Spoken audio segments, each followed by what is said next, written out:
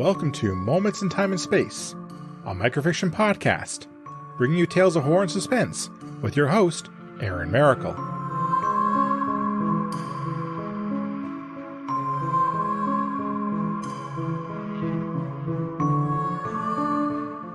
Hello everyone. Some people are struck by mysterious sensations in their hands that pass just as quickly as they appear. Most doctors dismiss it as nothing more than a limb falling asleep due to poor circulation.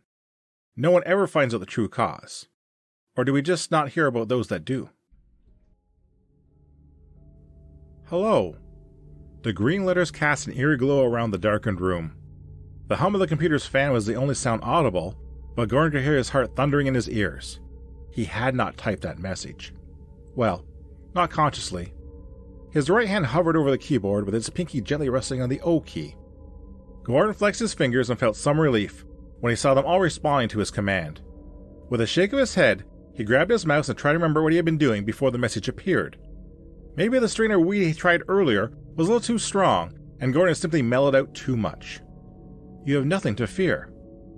Gordon let out a small scream as he saw more words appear on the screen. Terror began to grow inside of him as he noticed that his right hand was once more resting on his keyboard.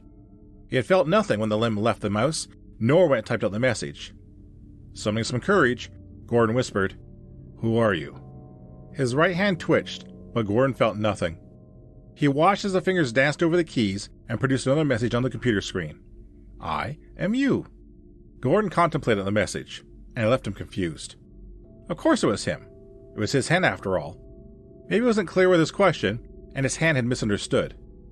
"Who am I talking to?" Gordon asked. The hand twitched and danced over the keys once again, faster this time, and more fluid in its movements. "It is complicated. Hard for you to understand. I'm a guest from beyond here." Gordon rubbed his eyes with his left hand. This had to be the strongest weed he had ever tried. None of this was real, and he was imagining talking to himself. His right hand wasn't really typing at all, and he was probably so high that it'd be a while before he came off the trip. Maybe he could take control of this trip and force himself back to some semblance of reality.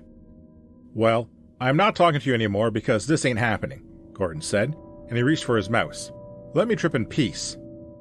A tingling sensation started in the fingertips of Gordon's right hand and quickly spread to his elbow and up to his shoulder. The entire limb went numb. Instead of dropping to the desk, Gordon's right hand went back to the keyboard and he watched it type once more. Relax. It makes the process easier. Gordon tried to flex his right hand, or even move the arm. The limb didn't respond.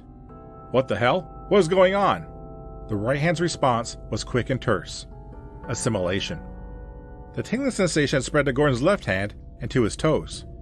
It flowed through his limbs like quicksilver, and soon Gordon had lost all feeling in most of his body. He began to scream at the top of his lungs, just as his lips and eyelids began to tingle.